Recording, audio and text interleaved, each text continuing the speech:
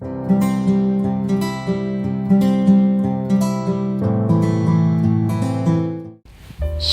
orang-orang muda yang diberkati oleh Tuhan. Kembali lagi di Apa Kata Alkitab. Kita masih ada di dalam seri 10 virus yang sulit dilawan oleh orang muda. Dan hari ini kita akan membahas virus yang ke-8, yaitu virus zina. Zina adalah perbuatan maksiat yang sangat dibenci oleh Allah, sampai salah satu hukum yang diberikan oleh Allah kepada umat Tuhan yang dicatat di dalam Keluaran pasal 20, salah satu hukumnya mengatakan jangan berzina. Artinya bahwa zina ini adalah salah satu dosa atau salah satu pelanggaran yang begitu dibenci oleh Allah. Meskipun demikian, dosa ini sangat diminati atau digandrungi oleh manusia. Banyak orang senang untuk terjebak di dalam dosa zina. Banyak orang senang untuk terjebak di dalam perbuatan yang sangat tercela di mata Tuhan ini. Dan tidak terkecuali juga di dalamnya adalah orang-orang muda. Saat ini zina menjadi salah satu hal yang begitu sangat disukai oleh manusia, baik itu laki-laki maupun perempuan, di mana orang-orang senang untuk memuaskan keinginan birahinya melalui apa yang mereka lakukan, yaitu zina. Dan orang-orang muda adalah penerus gereja Tuhan, penerus bangsa, penerus keluarga, penerus masa depan daripada dunia ini adalah orang-orang muda juga yang saat ini sedang diserang oleh virus zina ini. Ditambah dengan modernisasi dan penyebaran daripada budaya barat yang kelihatannya sepertinya memberikan tempat bagi virus ini untuk bertumbuh dengan begitu cepat, bertumbuh dengan begitu sehat, bertumbuh dan mendapatkan peminat yang begitu luar biasa. Berapa banyak anak muda yang hari-hari ini terjebak di dalam virus ini, terserang dalam virus ini, dan mereka terbuai dan menikmati apa yang mereka lakukan di dalam zina. Rekan-rekan orang muda yang diberkati oleh Tuhan, ada 6 bahaya yang begitu luar biasa yang dicatat di dalam Amsal pasal 5 ayat 1 sampai ayat yang 11 yang akan saya uraikan bagi kita semua, untuk kita melihat bahwa bahaya zina itu begitu luar biasa dibukakan secara gamblang di dalam Alkitab. Artinya orang-orang yang membaca Alkitab, orang-orang yang mempelajari Alkitab mengerti, mengetahui bahwa ada bahaya besar dari perbuatan zina yang mengancam siapa saja yang terjebak untuk melakukan aktivitas zina ini.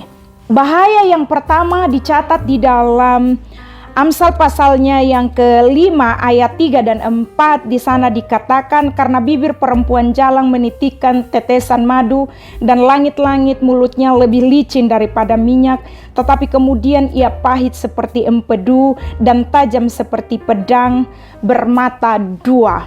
Rekan-rekan orang muda, bahaya yang pertama adalah engkau akan terjerat di dalam mulut manis dan mulut licin di awal-awal, kemudian itu akan berubah menjadi seperti menelan empedu.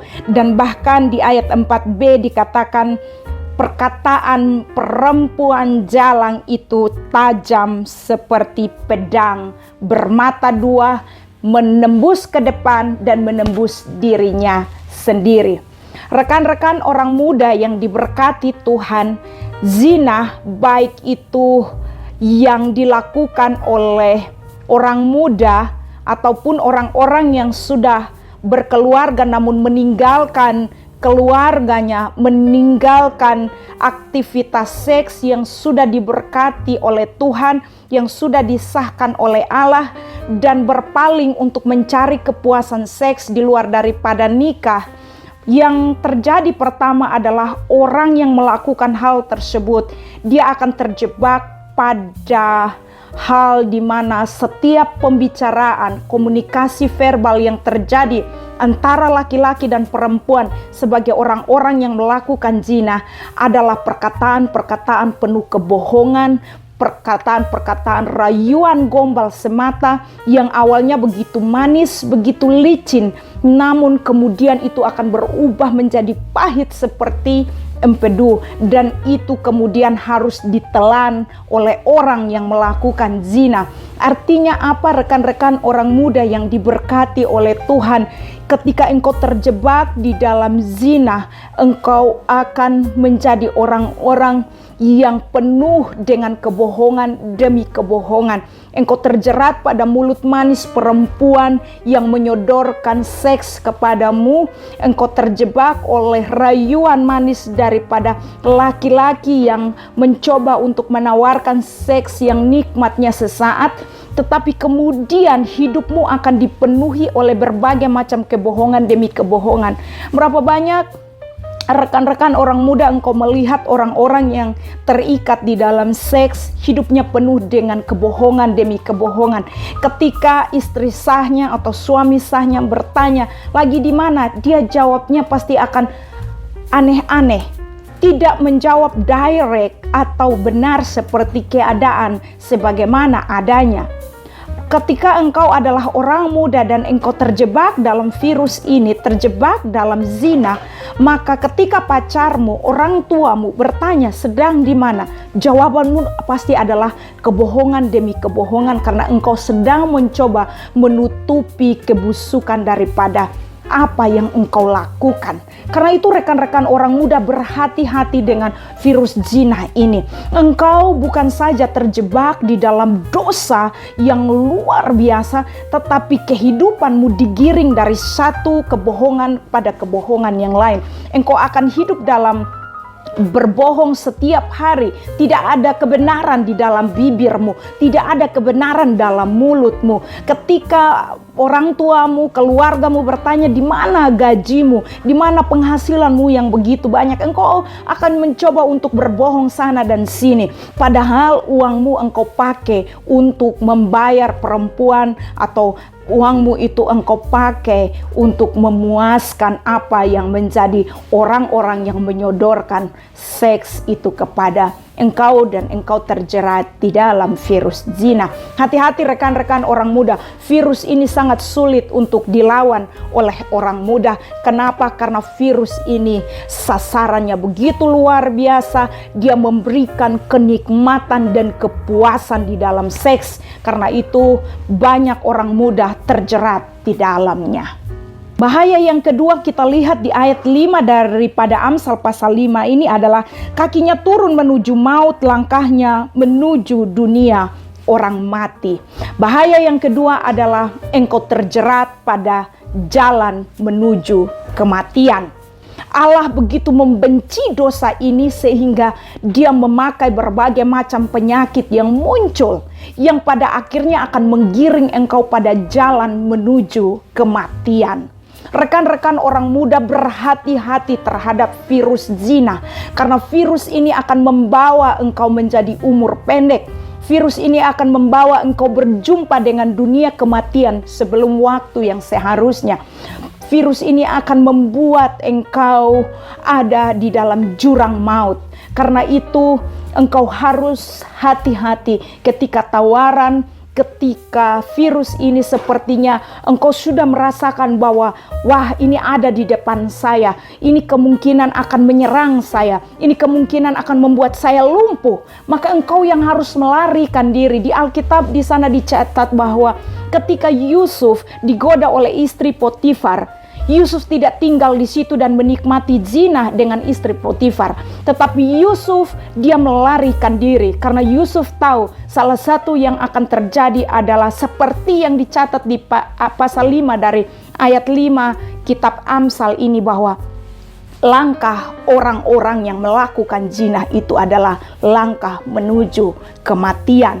Rekan-rekan orang muda, cintailah keselamatan dirimu sendiri, cintailah tubuhmu, cintailah keselamatan nyawamu dengan tidak melakukan aktivitas zina, dengan tidak terjebak di dalam kenikmatan dosa yang sangat maksiat ini. Bahaya ketiga daripada virus zina dicatat di ayat yang ke-6, ia tidak menempuh jalan kehidupan, jalannya sesat tanpa diketahuinya. Maka bahaya yang ketiga adalah ketika engkau terjebak dalam virus zina, ketika engkau terjebak dalam hubungan zina, maka jalanmu adalah jalan menuju kesesatan. Jalan sesat artinya jalan tanpa tujuan.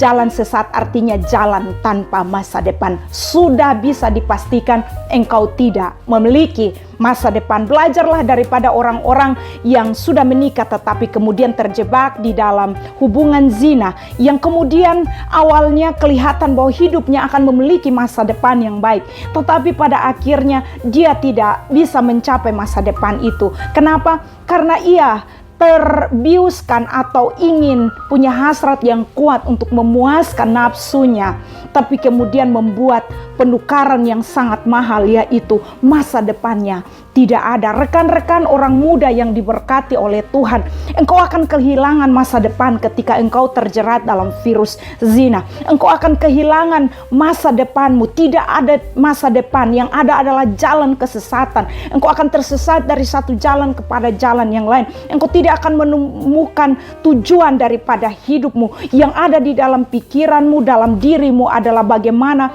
engkau memuaskan nafsumu yang sesaat itu kelihatan nikmat, tetapi membawa engkau pada bencana-bencana yang besar. Rekan-rekan orang muda yang diberkati oleh Tuhan, melalui apa kata Alkitab ini, saya ingin menjelaskan kepada kita semua orang-orang muda bahwa virus zina itu menyerang saya dan saudara setiap waktu. Tingkat mobilitas orang muda begitu tinggi, ada kesempatan bertemu dengan banyak orang setiap waktu. Dan pada saat yang sama, virus ini menelusup masuk ke dalam setiap relasi-relasi yang kita bangun.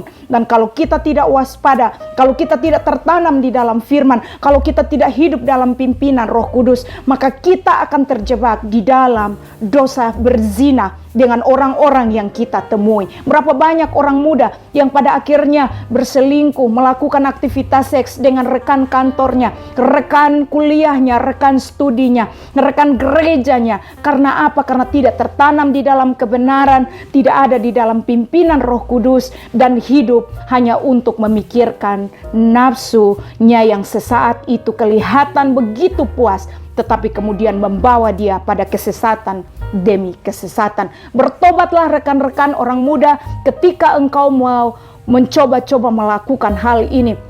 Bertobatlah, karena jika tidak demikian maka hidupmu adalah hidup yang penuh dengan kesesatan.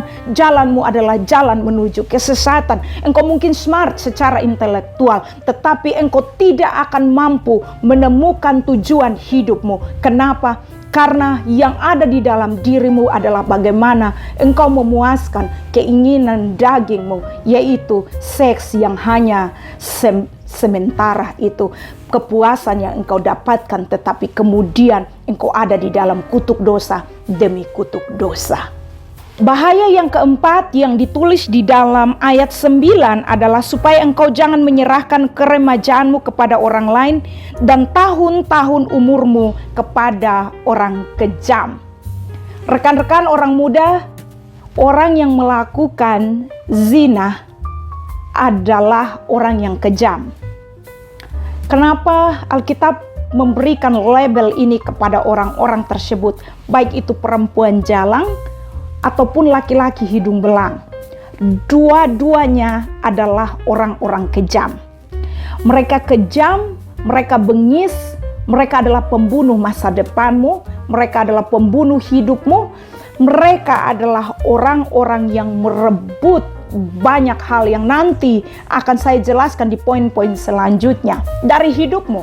Karena itu rekan-rekan orang muda, hati-hati supaya engkau tidak terinfeksi oleh virus zina.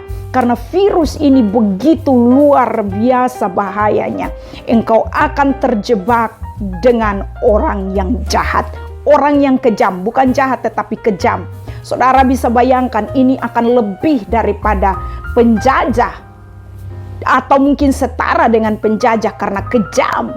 Ini adalah orang-orang yang seperti otoriter, orang-orang yang mementingkan dirinya sendiri. Yang bahayanya akan dijelaskan di ayat-ayat selanjutnya, dan ini akan saya uraikan di poin-poin selanjutnya. Jadi kalau engkau tidak ingin terjebak dalam tahun-tahun umur hidup dengan orang-orang yang kejam, maka jangan terjebak dengan virus zina. Jangan terinfeksi dengan virus ini. Jangan pernah masuk dalam satu hubungan zina, karena kalau tidak, tahun-tahun umur hidupmu adalah tahun-tahun umur hidup yang dikuasai oleh orang kejam. Bahaya yang kelima di ayat yang ke-10 dikatakan supaya orang lain jangan mengenyangkan diri dengan kekayaanmu, dan hasil susah payahmu jangan masuk ke dalam rumah orang yang tidak dikenal. Wow, rekan-rekan orang muda yang diberkati oleh Tuhan, engkau bisa melihat di sini bahaya daripada zina. Yang kelima adalah orang lain yang akan mengenyangkan perutnya dengan kekayaanmu. Artinya apa? Jerih lelahmu tidak akan engkau nikmati. Jerih lelahmu, kerja kerasmu tidak akan engkau nikmati, tetapi orang lain yang menikmatinya. Jerih payahmu, hasil dari keringatmu bercucuran itu tidak akan engkau nikmati, tidak akan engkau bawa masuk ke rumahmu, tetapi akan dinikmati oleh orang lain. Rekan-rekan orang muda yang diberkati oleh Tuhan, jangan bermain-main dengan virus zina. Jangan pernah bermain-main di dalam satu hubungan perzinahan, karena kekayaanmu akan dinikmati oleh orang lain, bukan dinikmati oleh engkau. Kekayaan yang engkau upayakan, yang engkau cari dengan cara yang begitu susah payah, mungkin engkau kadang-kadang tidak bisa tidur, kau berkeringat dan sebagainya untuk mendapatkannya, tidak akan engkau nikmati. Tetapi perempuan jalang itulah yang akan menikmati. Tetapi laki-laki hidung belang itulah yang akan menikmati. Tetapi selingkuhanmu itulah yang akan menikmati. Tetapi orang-orang yang hanya menyodorkan seks sesaat kepadamu itulah mereka yang menikmati kekayaanmu.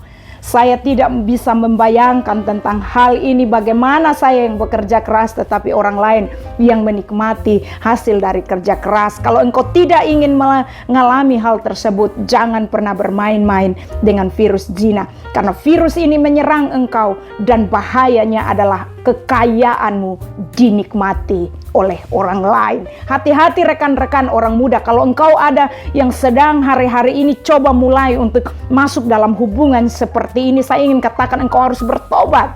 Engkau harus bertobat. Ingat bahwa yang engkau upayakan, yang engkau kerjakan dengan begitu susah payah, hasilnya bukan engkau yang nikmati, tetapi orang yang sedang engkau ajak untuk memberikan kepuasan seks sesaat kepadamu, itulah yang akan menikmati seluruh kekayaanmu itu.